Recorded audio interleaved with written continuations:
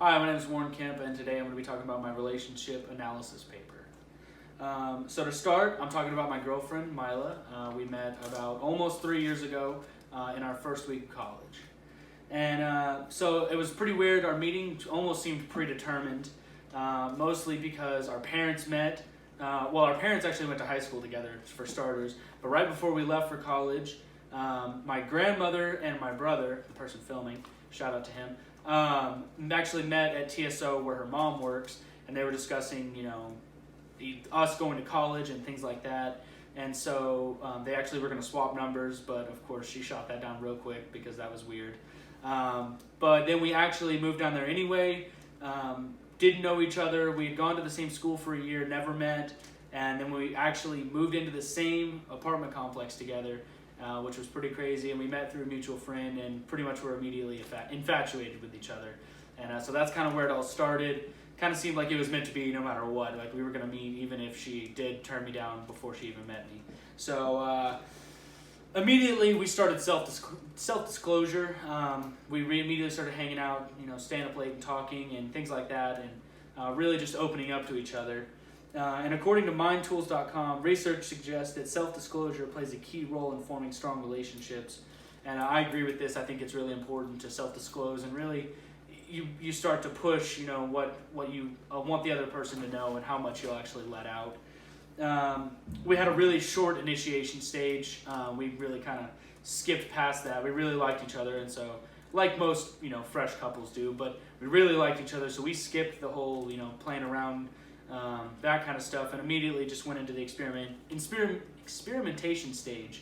And so according to communicationtheory.org, in this stage it's all about exploring and getting to know each other well, and I think that really speaks for itself. That's really what we were doing. We're really asking all those a million questions late at night. What's your favorite pizza topping and whatever. It's just a bunch of stuff to get to know each other and really get to know likes and dislikes and see if it's going to be a good match. As far as our relationship and power struggles, I don't really feel like there's a big power struggle. I feel like it's relatively fluid, but I'm man enough to admit that most of the time she wears the pants. A lot of this times it's just because I'm simply in the wrong.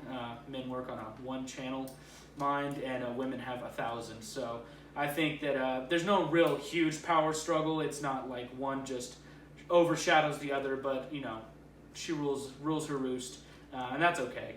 But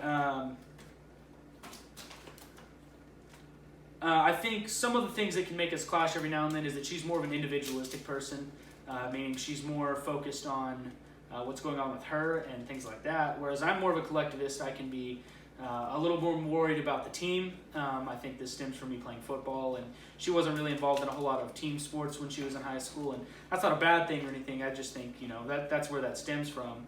And now this is not concrete. This is a very flexible thing. Sometimes it can flip-flop. And in fact, that kind of ties into, I think that's one of our biggest strengths in the relationship, is that there is flexibility as far as power and our attitudes towards things. We're willing to work on things. And so I think flexibility is one of the big goes for us, as far as things we have going for us.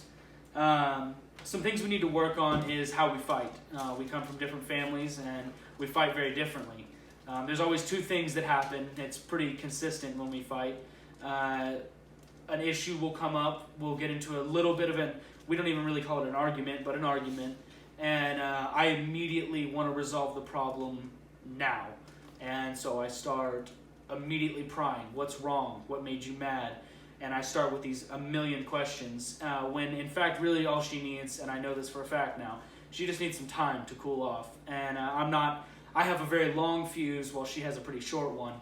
And so that's one of the biggest things is I need to learn to give her some space and go from there. And the second thing that happens is she just gets quiet because she needs some space. And it's not to say that her brain's moving slower, but she needs time to process it, get mad, and get over it. Whereas I can do that in the flip of a switch. It's a very fast thing. But in conclusion, our meeting was pretty predetermined. It was going to happen one way or another.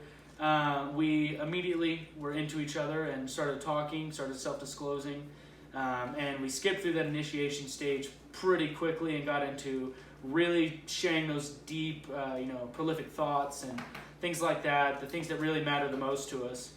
And from there, I think some of our strength is flexibility. We're a pretty fluid couple where one day I've got the say so, and the next day she's got the say so. It's not a one man rules all or one woman rules all. We need to work on how we fight. That's a big thing, and I think that this class will help with that a lot. Some of the things that we've learned as far as how people perceive each other and how we communicate, keeping those channels open is a big thing that we do. Even if you're mad at the other person, if they want to talk, you need to let them. That's a big thing with us. Communication really is key. It's a pretty cliche statement, but I think that really is important. And so that's really all I have today, so thank you very much.